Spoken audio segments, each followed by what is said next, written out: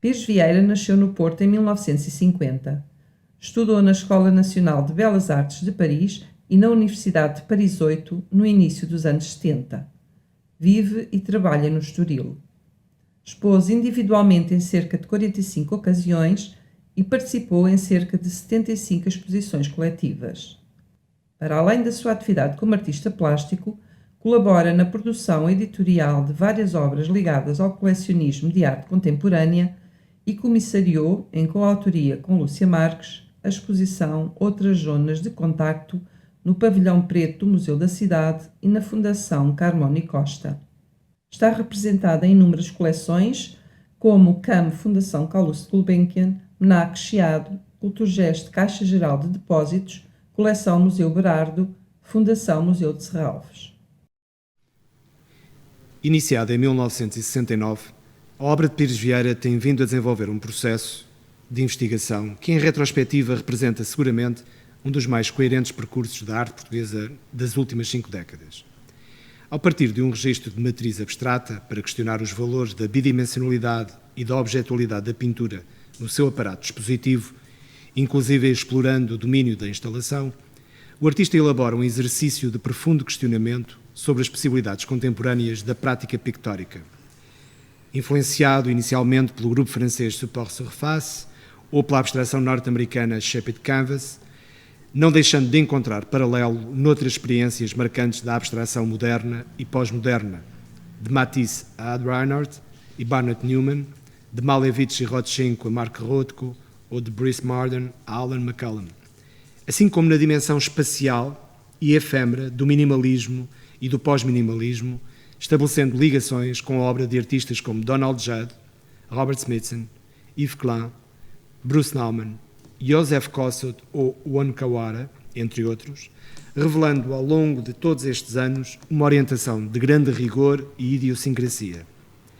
Nos últimos 25 anos, a linguagem verbal e o seu cruzamento num jogo de ocultação-revelação com a pintura, estilisticamente reinterpretada em torno da face final de Claude Monet e de outros referentes autorais de raiz impressionista, pós-impressionista e abstrata, impõem-se como linha de trabalho que obsessivamente vai interrogando a visualidade da pintura no plano da sua objetualidade transformada pelas palavras, os seus signos linguísticos e as opacidades na sua leitura cruzada com as formas significantes da mancha pictórica. Esse plano de análise entre palavra e imagem conduz-nos assim a uma aproximação com a dinâmica de consciencialização crítica, política e social associada à herança cultural neorrealista. É por aqui que começamos esta conversa. Pires Vieira, a tua obra, apesar de sugestivamente abstratizante, assumiu em diversos momentos referências históricas de leitura política, por exemplo, nas séries de pinturas Varsóvia após Masada, 85-86, e outras dos anos 80, como Túmulos, Alinhamentos, ou nos desenhos de Regresso a Seffard. Concordas com esta ideia de que a política esteve presente no teu trabalho em diversos momentos, apesar disso não ser evidente quando observamos uma obra tua deste período? De certa maneira, acho que sim, mas eu considero que a obra não tem que espelhar diretamente o posicionamento do artista em relação a uma série de questões de natureza política e social. Essa é a posição do artista enquanto indivíduo, enquanto membro de um núcleo social que o leva a agir e a intervir pessoalmente. A obra é uma coisa mais autónoma e que, obviamente, pode incorporar o reflexo de alguma dessas posturas sociais, políticas, mas não tem que ser o espelho disso, não é? O espelho desse posicionamento do autor. Em relação a essas séries surgem, se não estou em erro, finais dos anos 70, depois de eu ter explorado o trabalho que me colocava mais próximo do cipó surface com a análise dos constituintes da pintura, não é? A tela, a pintura, a trama, a cor, enfim, tudo isso foram questões que eu elaborei, aprofundei e interrompi em 76, depois de estar numa fase de exploração da pintura pela sua resistência à leitura, ao seu, digamos, a exploração da densidade da pintura por uma acumulação sucessiva de cor. Os trabalhos eram todos aplicados, a cor era aplicada em trabalhos que se colocavam na horizontal e, portanto, havia cerca de 20 e tal passagens de cor até a cor ser quase a não cor, não é? Deixava de haver a leitura das cores precedentes e era essa resistência que me interessava analisar. Os trabalhos nessa altura eram, como disse, colocados na horizontal e trabalhados na horizontal com trinchas largas e com um gesto repetitivo a partir do meio para a periferia. As telas eram grandes, tinham todas a particularidade de terem a minha altura, que era 1,85 m, e eu trabalhar do meio para a periferia, que era a dimensão do meu braço, estendido. Portanto, havia ali uma relação de corpo e obra. Depois há também ali um lado um pouco psicanalista, se pensarmos no que a cor, na sua extensão no plano, jogar a cor por cima do plano, o que ela pode simbolizar como qualquer coisa ligada à libertação dos fluidos internos de um autor, mas como o 1,85 m era a minha altura, metade do 1,85 m, era a dimensão do alcance do meu braço e da trincha. Eu estou a falar nisto porque parece-me que é importante perceber uma nuance, é que aqueles trabalhos não queriam representar absolutamente nada, queriam representar apenas uma ação. Mas deixa-me perguntar-te, mas eu não acredito que uma intitulação seja ela própria... mas eu estou a falar dos trabalhos anteriores. Mas já chego aí a a questão de porquê Varsóvia... Sim, já chego aí a esses. É que mas só para acabar, só para acabar, portanto, estes trabalhos trabalhados na horizontal, trabalhados do meio para a periferia, havia uma régua, que por acaso ainda está aí, e que servia delimitava o campo de ação, a tinta era puxada e as 20 e tais passagens de um lado e do outro acabavam por definir uma linha central, não é? A meio do quadro. Essa linha a meio do quadro era o resultado de trabalhar primeiro de um lado e depois do outro, voltando a colocar a régua 1 centímetro ou 2 centímetros abaixo ou acima. Pronto.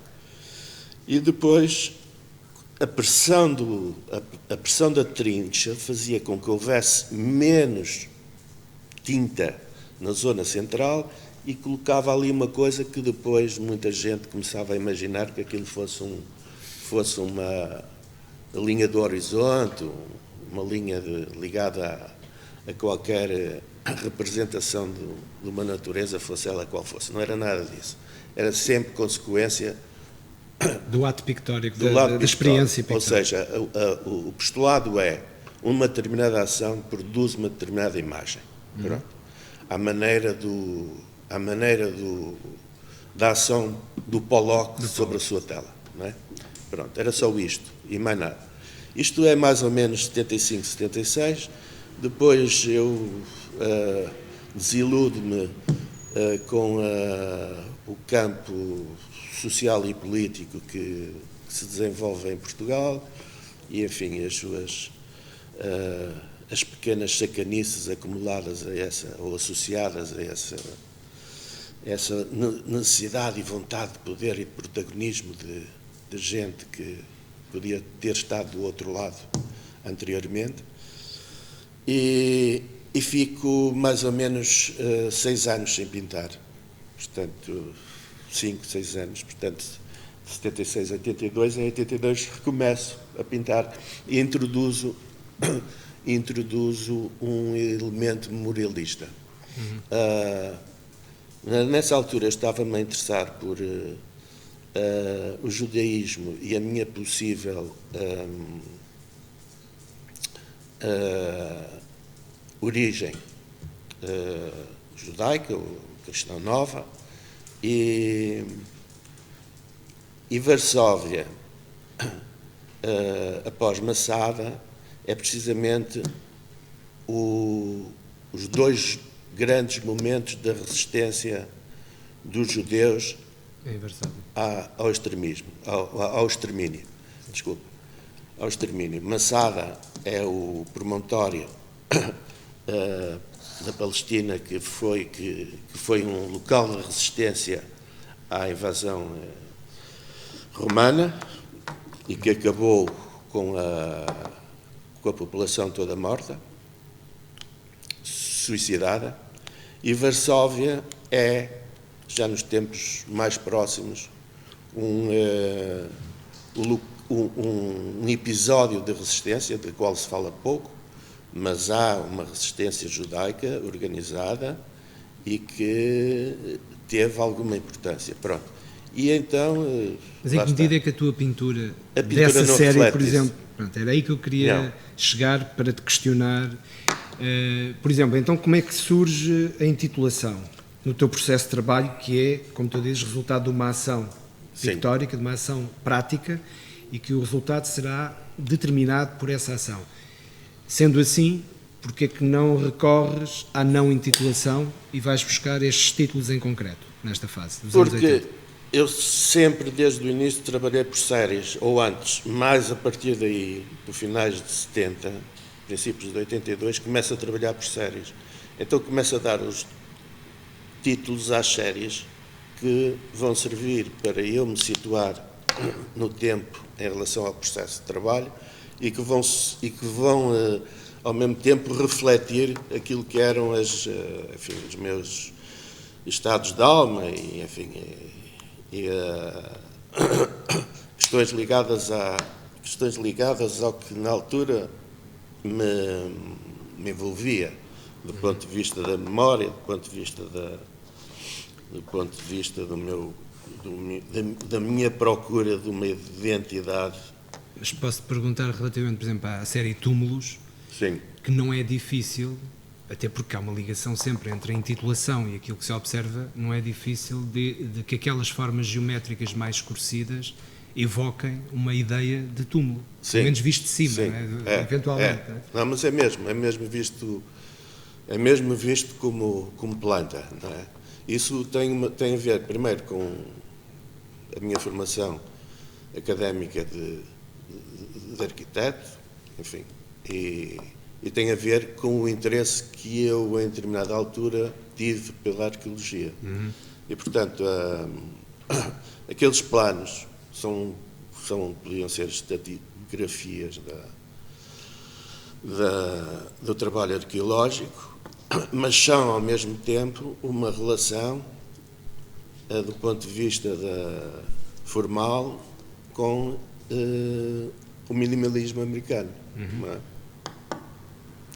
Pronto, então aí é o cruzamento de uma questão memorialista com uma questão formal coisas. E plasticamente, historicamente envolvida com a história da pintura.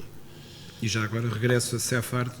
Sefard é Os sefarditas? Sefar é o nome da península em hebraico, e Sefar tem a ver com duas coisas. Tem a ver com, o regresso a Sefar é o regresso à pintura, é o regresso à questão essencial, para mim, na altura, que é como tu preenches um plano pictórico. Não é? Nesse caso é desenho em papel, mas tu como é que o vais preencher? O preenches com uma mancha de cor ou preenches com uma linha, não é? Como é que passas da linha à mancha? Através de sucessivas linhas paralelas que definem um campo de ação. Ou seja, esse conjunto de desenhos faz conjunto de desenhos essa exploração, muito, não é? Esse conjunto de desenhos é muito importante porque o campo de ação, mais uma vez, é definido pela repetição de um gesto que, na sua acumulação, na sua repetição, se transforma esse plano, não é? Na leitura depois de vários planos sucessivos, não é? Muito bem. E nesse processo do teu regresso à pintura, eu identifico mais do que na fase Borso-Face, mais do que na fase inicial dos anos 70, um grande desejo de trabalhar as formas arquetípicas, quer dizer, aliás, e essas referências, a Massaada, por exemplo, são referências de, como tu disseste, memorialistas, mas de uma necessidade de pôr no teu trabalho ou de jogar com a questão da ancestralidade. E eu queria que me falasse um pouco sobre... Porque eu acho que, de algum modo, a partir dessa fase, isso nunca deixou de estar no teu trabalho. Ou seja, a questão da forma arquetípica, os arquétipos e a sua transformação em formas, jogando sempre depois com aquilo que é uma figuração difícil de identificar, mas que há uma tendência nos observadores para procurarem essa identificação, e o jogo com os valores abstratos, que é também uma matriz fundamental do teu trabalho desde sempre, que é as questões formais, a abstração e o modo como isso te faz continuar o trabalho, não é? Portanto, essa questão do arquétipo, como é que ela entra no teu trabalho, como é que essa questão acaba por ser importante para ti? Eu acho que, para mim, essa questão tem a ver com a importância que eu atribuo à memória. E a memória é a história, não é? É o conhecimento da história, é o conhecimento daquilo que nos precedeu e, sobretudo, é um olhar muito atento sobre o que foi a pintura, sobretudo a pintura do modernismo, não é? A pintura do século XX. Eu considero que não é possível entender hoje a arte contemporânea sem termos um conhecimento bastante, não digo aprofundado, mas digamos bastante cuidado sobre o modernismo no século XX. Não é possível perceber a contemporaneidade sem ter percebido o modernismo, não é? E, portanto, a questão, para mim, é a memória e a história dos vários departamentos, se tu quiseres, que fazem com que na cabeça de um interveniente, seja em que área for, tudo isso se cruza, não é?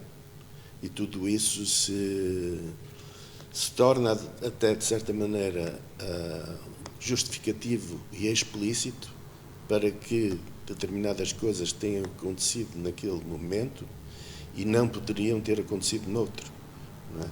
Porque a circunstância e a vivência dessa circunstância fez com que determinado facto ou determinados factos pudessem tornar possível aquela atitude, aquela ação.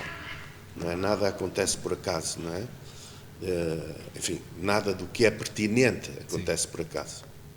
Acontece num conjunto de circunstâncias e num conjunto de forças que se interpenetram, que se influenciam, que se... Das tuas palavras eu posso depreender que, apesar de seres um pintor que assume, não só no trabalho como no discurso também, a pertinência das questões formais, da abstração, do trabalho pictórico em si, com esse propósito da autonomia, de que de algum modo o memorialismo, a ancestralidade, a história e os valores também que ela representa não deixaram de ter influência no teu trabalho, mesmo sim, em sim. fases onde, enquanto observadores menos informados, podemos ver a pura abstração geométrica ou a pura abstração gestual, informal, seja na intitulação, seja noutros aspectos concretos daquilo que nós podemos também ver, que, apesar de seres um pintor mais associado ao abstrato, pelo menos até esta fase, Sim. até 1999, com a série Camuflagens, a coisa já lá vamos, muda um pouco, mas há uma relação estreita, independentemente de estarmos perante pintura abstrata. Concordas Sim, sim. com esta ideia? Sim, perfeitamente. Há pouca gente que sabe, mas eu comecei por... eu tinha uma avó que era pintora, pronto. Discípula do Artur Loureiro, que era o meu tio, bisavô, No Porto, sim. do Porto. O naturalista Artur Loureiro, sim. E que foi aluna dele, e ele tinha um ateliê no Palácio de Cristal, e depois tinha um grupo de alunos e de alunas a quem dava aulas, e que separadamente, não é? Nada de confusões, as meninas de um lado e os meninos do outro, em horas e dias diferentes. Bom, essa minha avó fazia naturezas mortas, e eu, como filho único até aos 10 anos de idade, muitas vezes tinha que gramar aquelas alas e fazer púcaros. Pronto. Depois tive a sorte de, aos 17, 18 anos, a minha mãe me dar alguns livros que foram importantíssimos para mim, porque me fizeram descobrir muita coisa que eu desconhecia, não é? Lá na biblioteca do meu pai, o que existia mais era Goya, Rembrandt, Cézanne, Picasso, talvez, não me lembro. Mas eu recebi da minha mãe uma coisa que foi fundamental, 3 volumes que ainda tenho, L'Art depuis 45. Isso faz-me descobrir a pintura depois de 45, os primeiros artistas minimalistas americanos, Os abstracionistas. Exatamente, e depois com outros livros que vêm a seguir, eu descubro um homem extraordinário que era o Morandi, o Giorgio Morandi. Ora, o Giorgio Morandi, com aquelas histórias dos púcaros que me faziam fazer, não sei o quê, originaram uma série de naturezas mortas que eu comecei a fazer à Morandi. Pronto. Dessas naturezas mortas à Morandi, que não existe nada, ficou uma silhueta de uma garrafa, de um frasco, que eu comecei a usar Nos teus primeiros trabalhos, nos meus trabalhos dos anos 69, 69, 71, 70, não é? sim. Depois, quando vou para Paris, descubro que há um pintor, se eu posso faço, o Vialá, que faz o mesmo trabalho repetitivo, não é? Só que ele fala com uma forma não emblemática, que é uma esponja que ele enche de tinta e repete e imprime na tela. Sim. A minha é emblemática, Sim. embora não querendo ser, mas acaba por ser. Essa é a tua forma arquetípica, a tua primeira a referência, no fundo, essa forma dos teus primeiros trabalhos vem do Morandi completamente.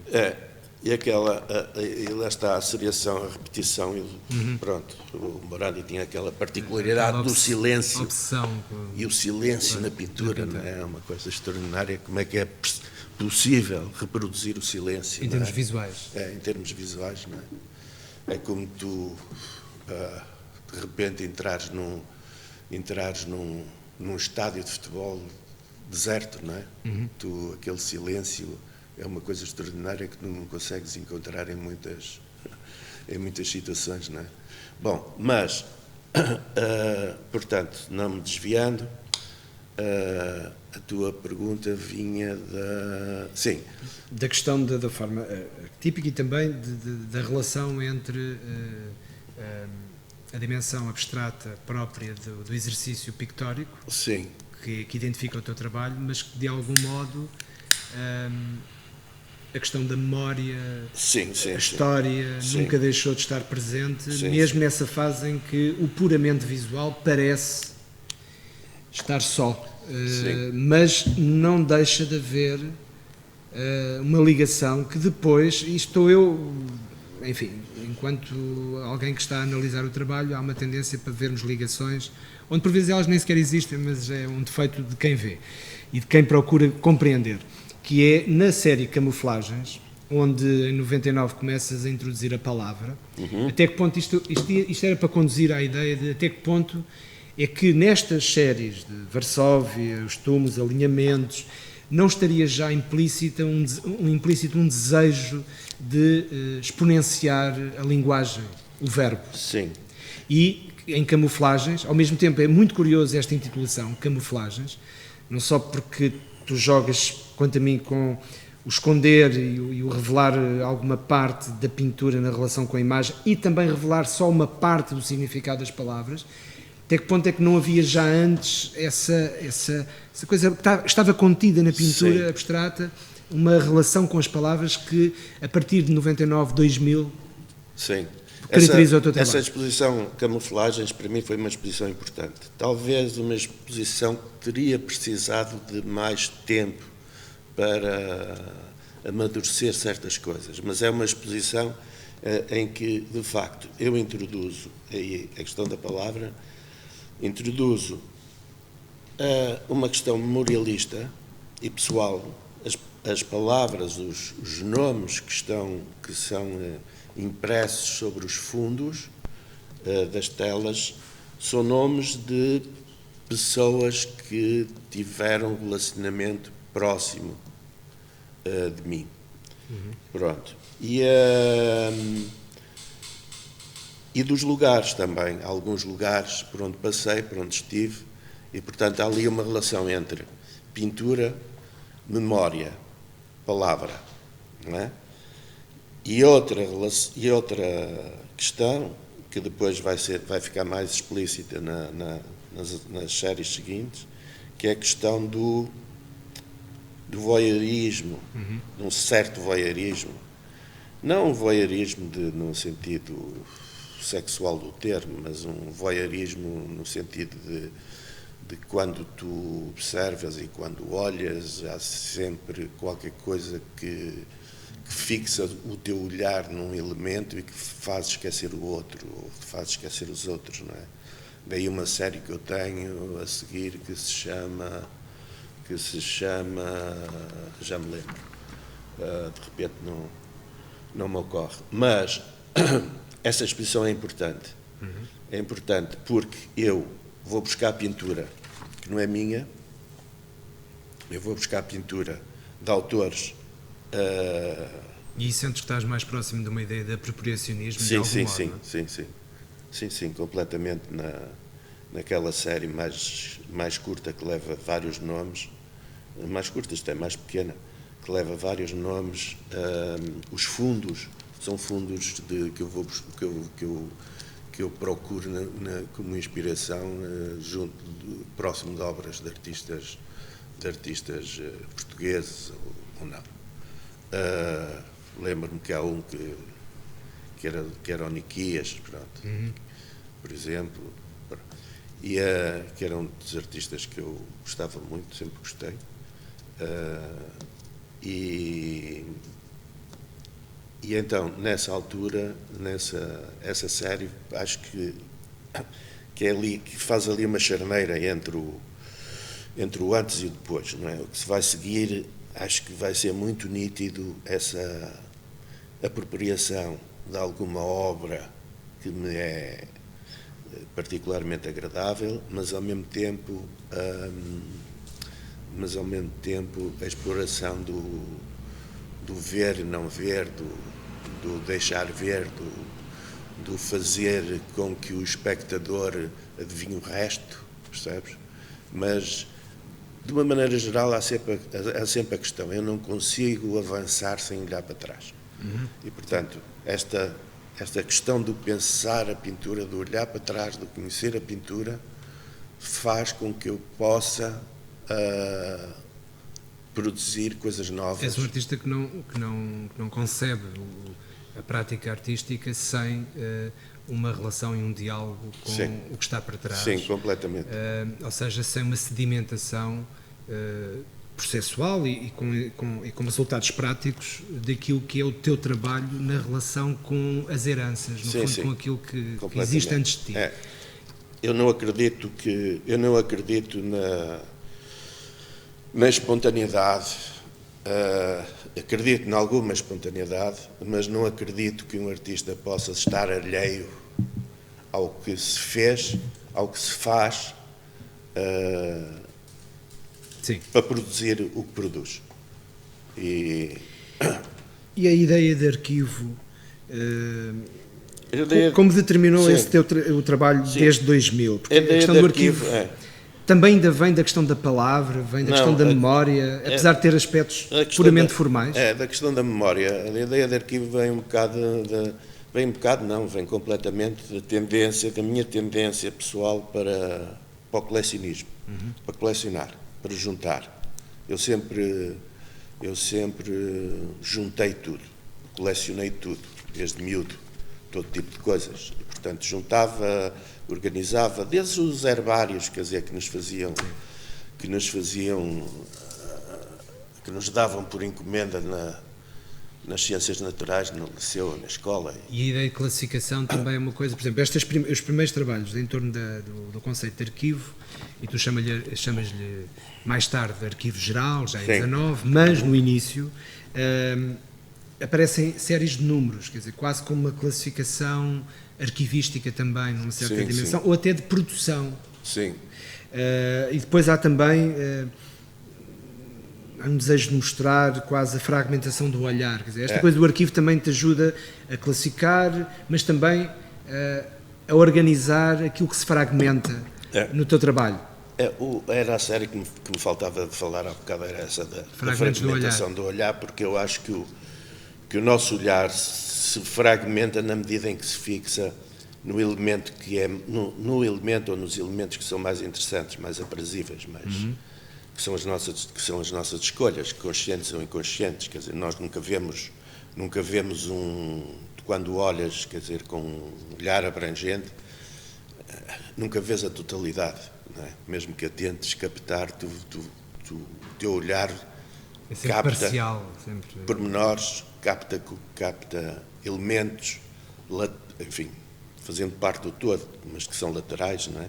A esse todo. Pronto. Essa fragmentação do olhar tem a ver com essa questão. Depois, o arquivar para mim é uma necessidade de meter ali como num livro, não é? Tu metes ali uma marca, e essa marca fica ali na página que te interessou, não é?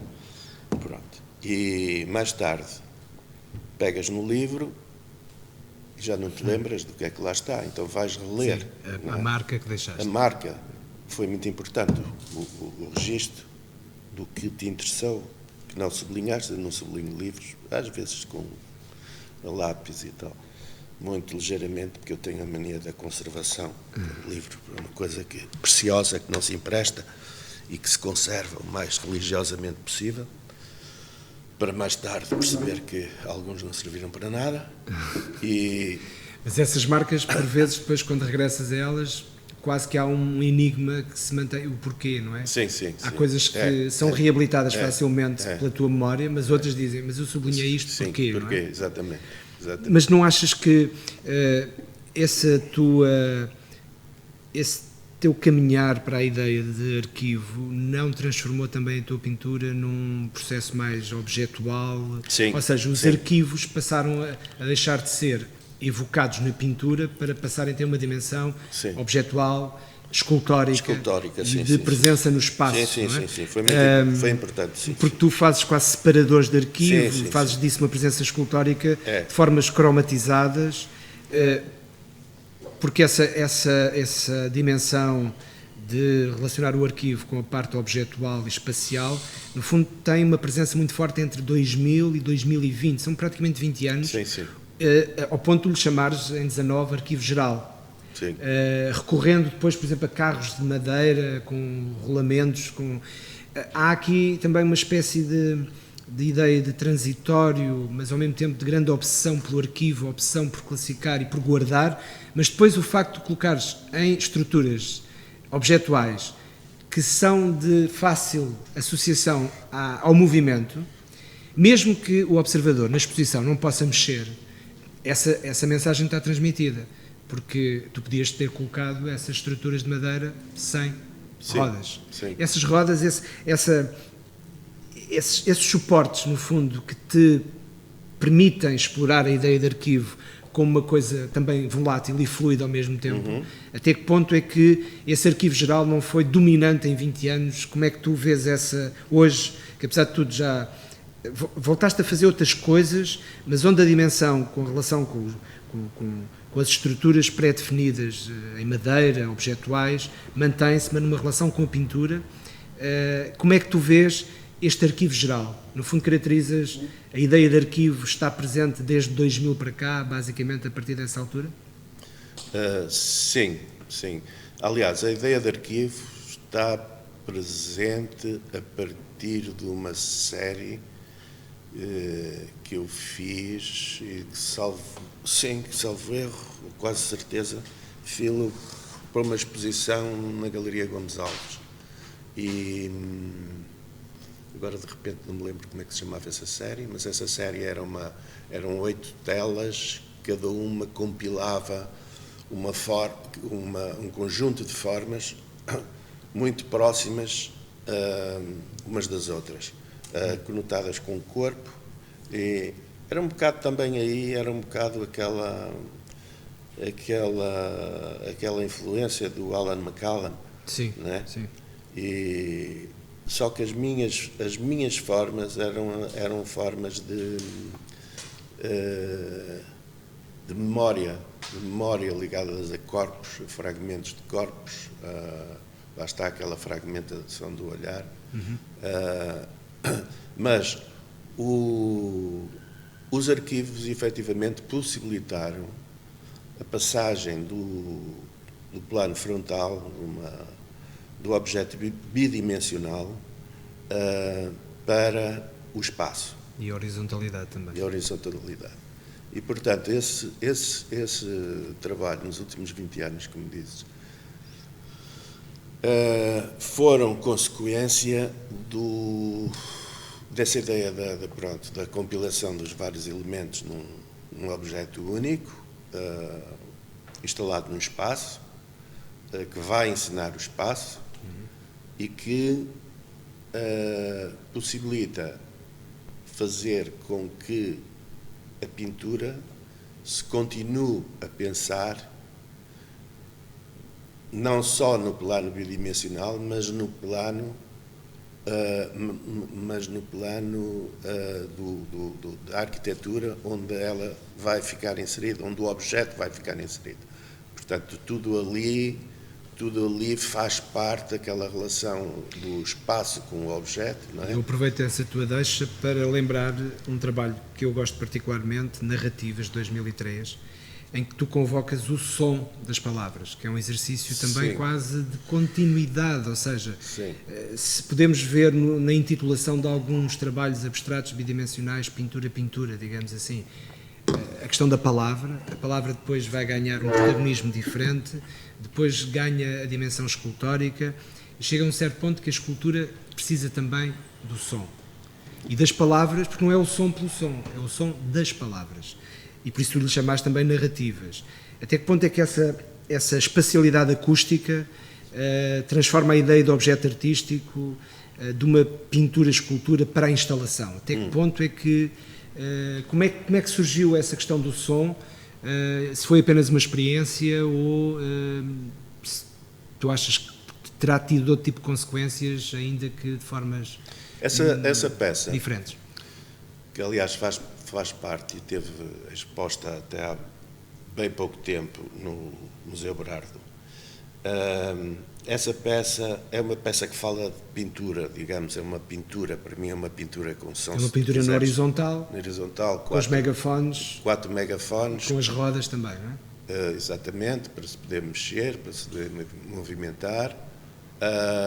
E o que é que essa peça contém? Contém 2 discursos que se cruzam simultaneamente e que se torna um pouco difícil, essa dificuldade de ler, de ouvir nitidamente cada um dos discursos, faz parte, para mim, do interesse dessa obra. Porque há um discurso psicanalítico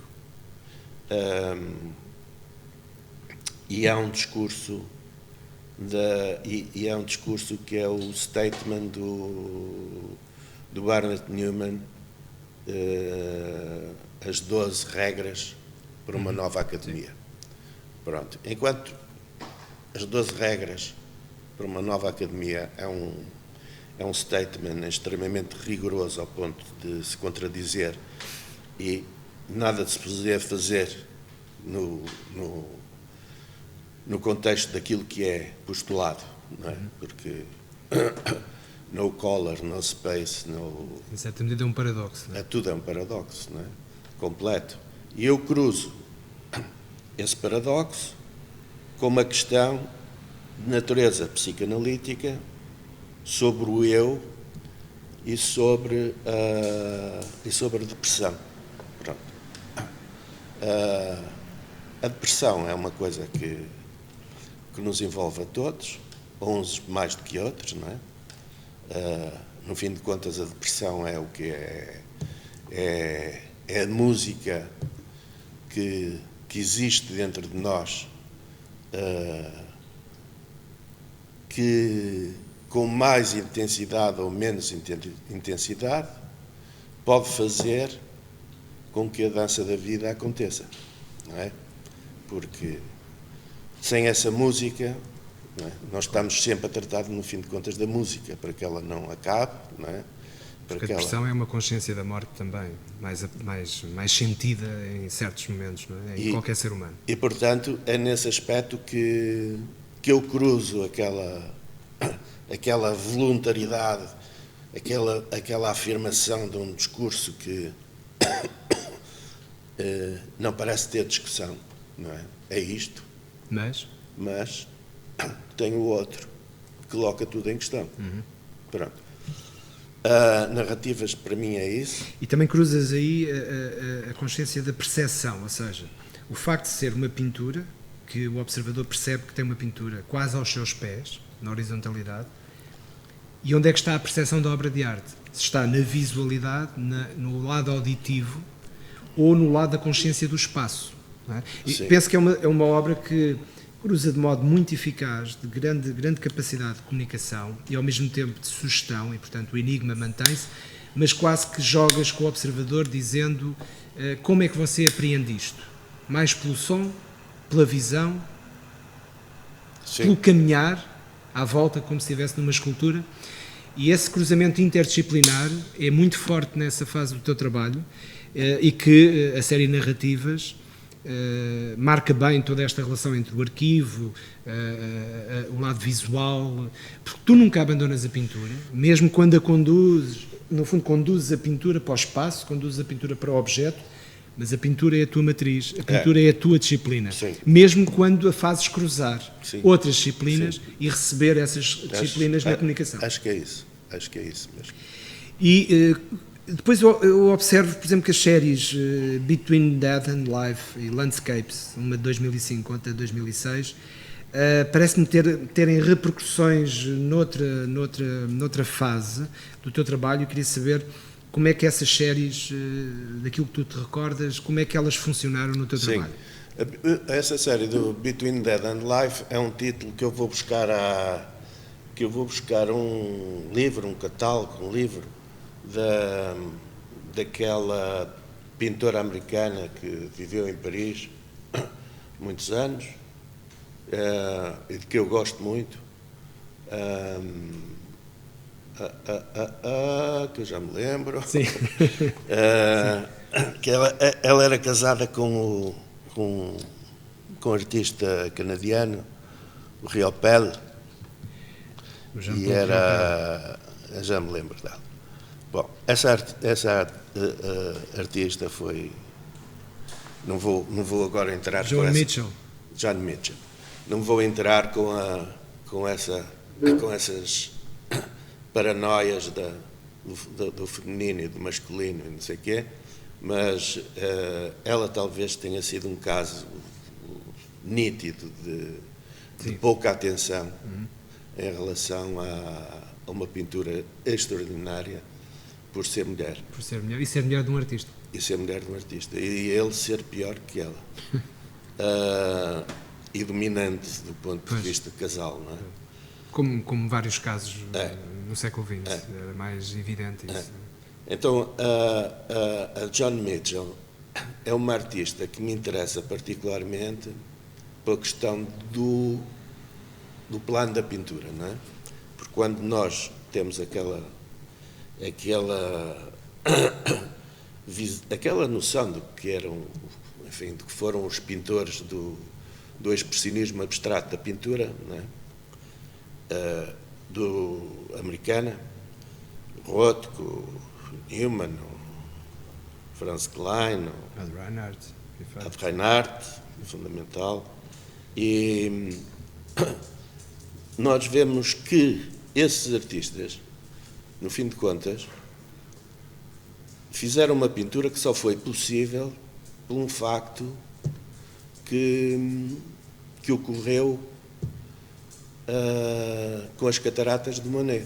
Não é? Monet tinha cataratas e depois foi operado, mas as cataratas de Monet fizeram com que ele pintasse daquela forma. Pintasse num só plano. A pintura dele, final, é a pintura que acontece num só plano. Muito próxima da abstração gestual. Exatamente. Tu vais à Orangerie e vês aquelas pinturas extraordinárias, não é? E tudo aquilo acontece praticamente num único plano. Mas esse fator de transformação fisiológica, morfológica, de saúde também, tem implicação na tua análise, na tua convocação do Claude Monet final?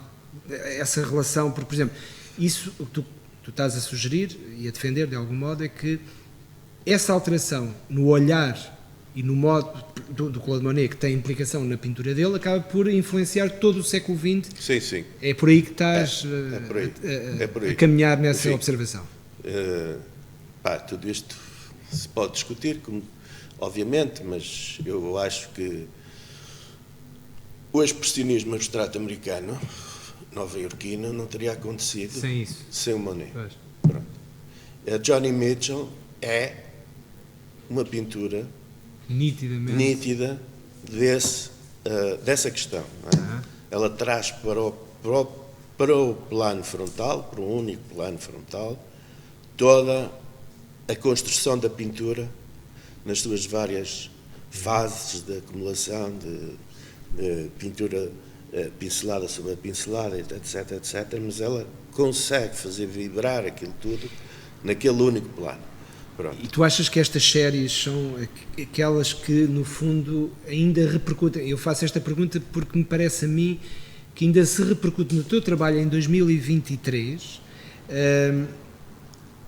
essa convocação do Claude Monet, essa convocação da abstração gestual ou do expressionismo abstrato, mas mesmo o expressionismo abstrato aqui já te interessa numa lógica de reconvocação do Claude Monet final. Sim. E depois como é que isso se transforma na série dos monócromos, de 2007, 2008, até que ponto, porque tu nunca deixas a parte quase nervosa e matérica da pincelada à Monet, em certa medida, mesmo quando relacionas com as palavras, mesmo quando relacionas com as situações monócromas opacas que vão ocultar parte da pintura, mas a pintura com essa técnica está lá sempre. Sim.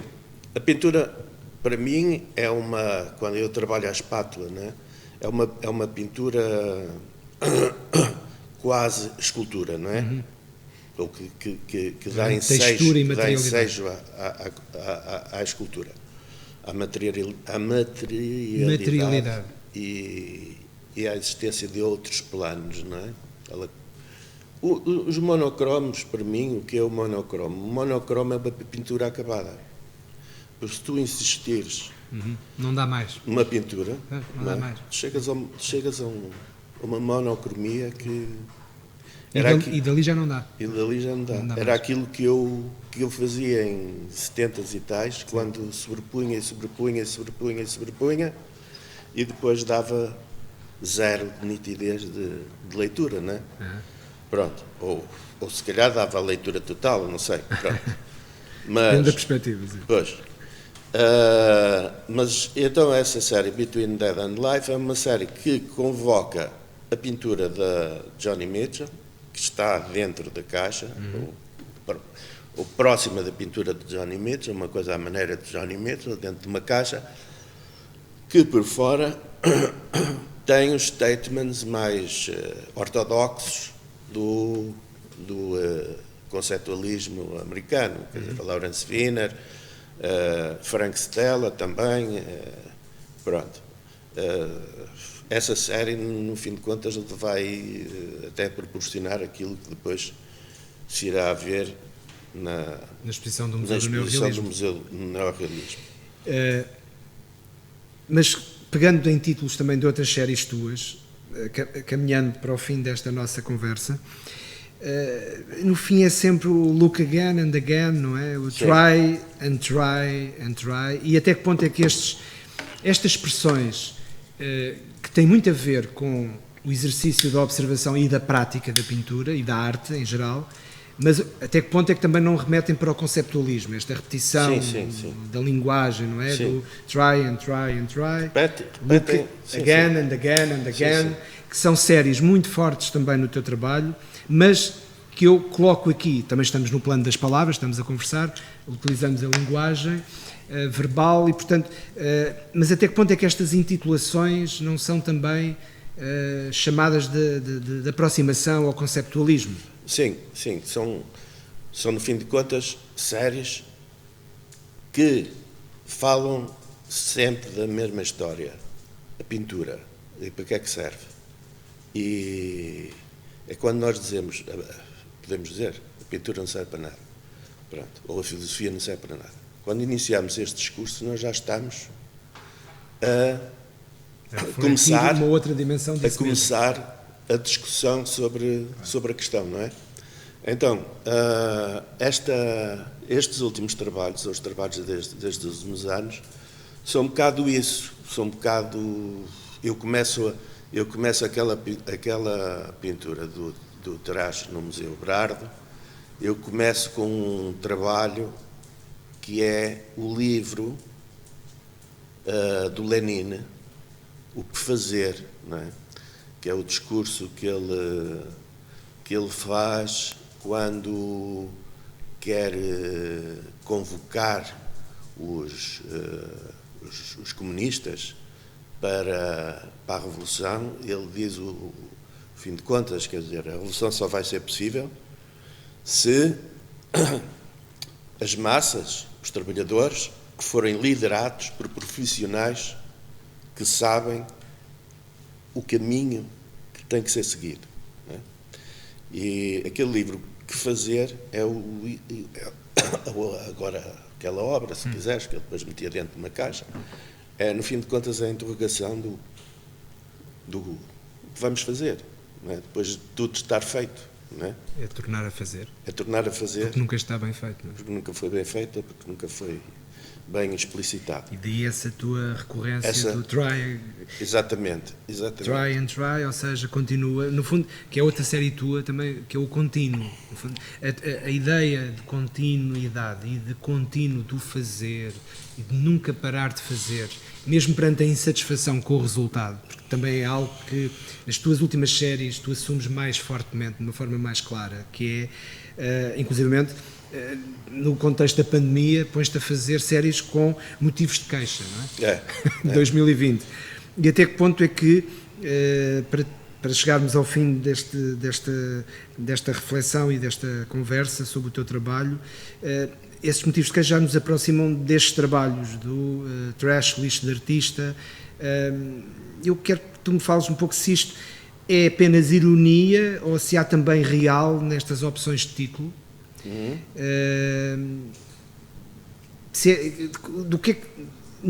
A partir da pandemia, eu sinto o teu trabalho como, sobretudo nas frases escolhidas para relacionares com a pintura, um lado mais direto, por vezes até agressivo, nas palavras de ordem quase, quando antes as palavras apareciam num sentido muito mais, eu diria, ambíguo, não tão direto.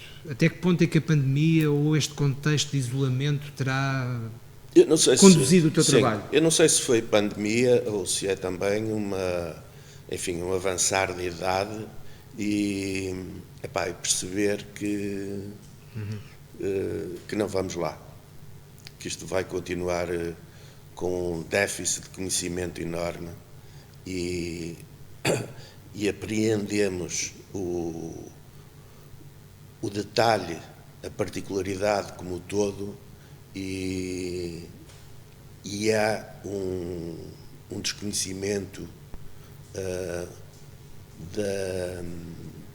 da pintura enorme.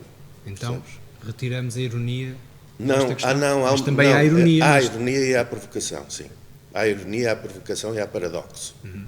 Não é? Há isto. Porque tu não queres ser, apesar de direto, não estás a ser literal. A coisa não é literal. Sim. Mas há, se tu quiseres, um certo cansaço. Percebes?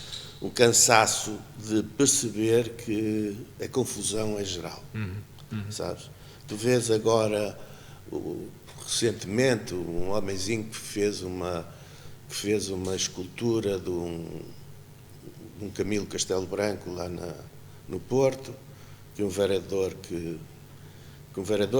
presidente da Câmara que fala bem alemão e toca mal bateria, aceitou retirar.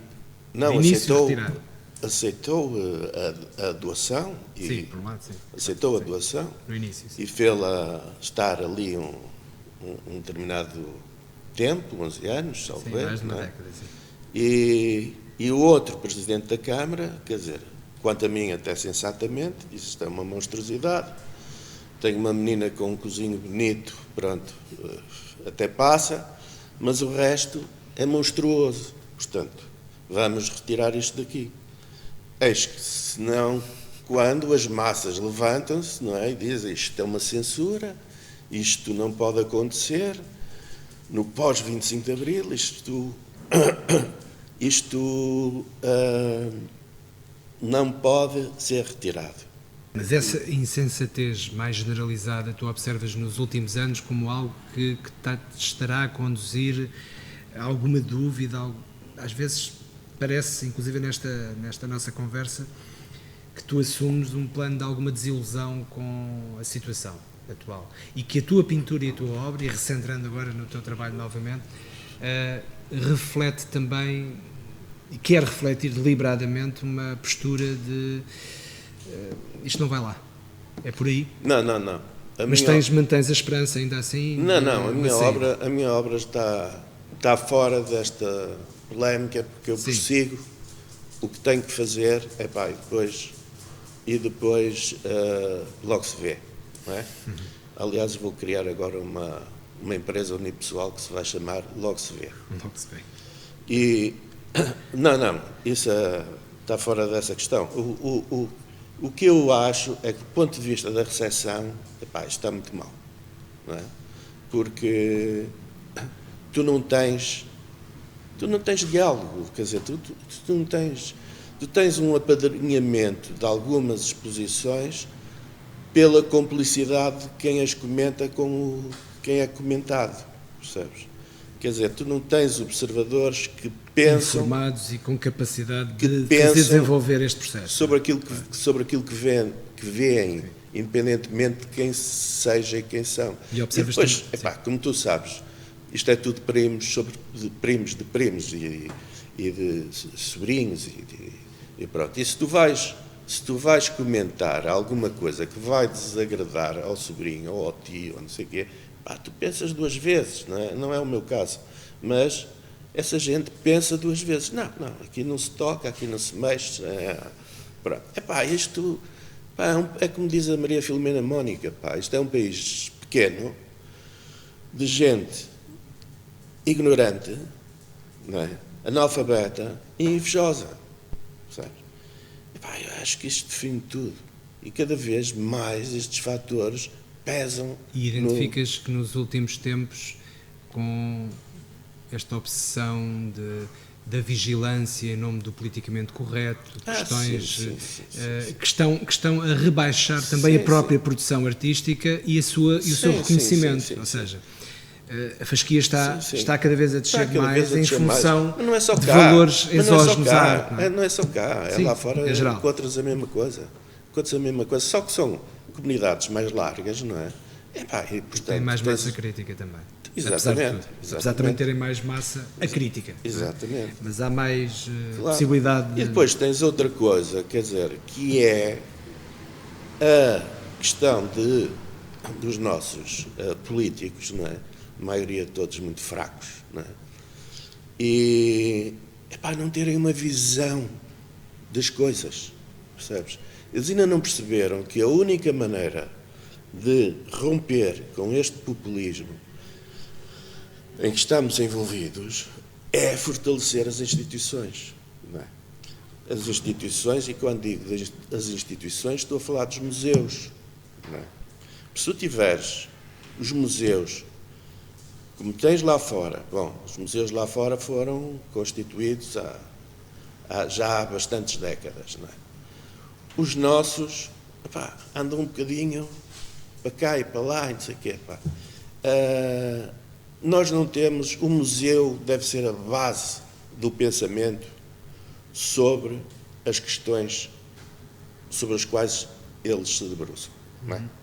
É pelo museu que nós vamos lá, é pela exposição, não é? Pela cultura da exposição pública de... Exatamente. Se tu não tiveres, o museu é um bocado, como ali, agora já não precisamos, tenho ali os 40 volumes da enciclopédia portuguesa e brasileira, que não sei muito bem o que devo fazer, e que me custou um dinheirão na altura, agora não vale nada porque tens o Google, não é? Pronto. E as pessoas hoje é Google, vão ao Google e tal, não sei o quê, expressionismo, quer dizer o quê? Mas não tem aquela visão cronológica das coisas, não é?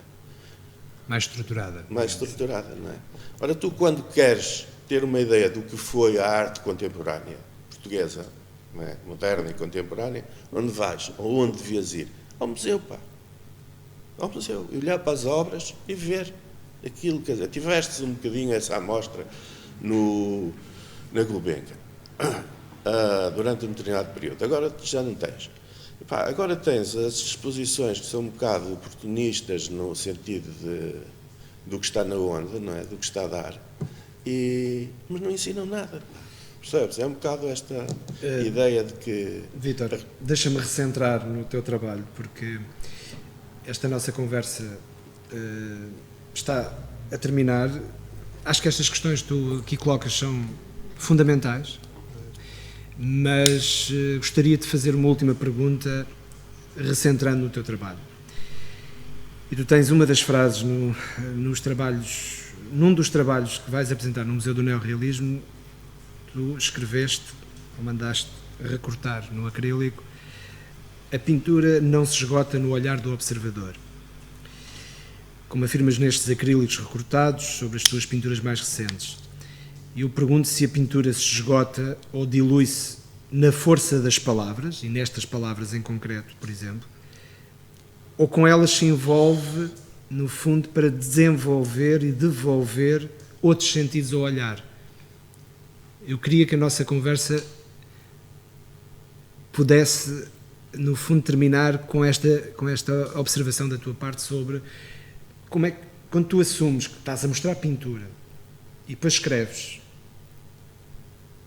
a pintura não se esgota no olhar do observador, Que jogo é que tu estás a propor a nós, observadores de obras de arte? Pois, esse jogo que eu proponho, chamando-lhe de jogo, é o jogo da leitura do que ficou, do que nos possibilita refletir sobre o que está e que nos possibilita também pensar no que fazer a seguir, não é? Portanto, é esse diálogo, quer dizer, tu não tens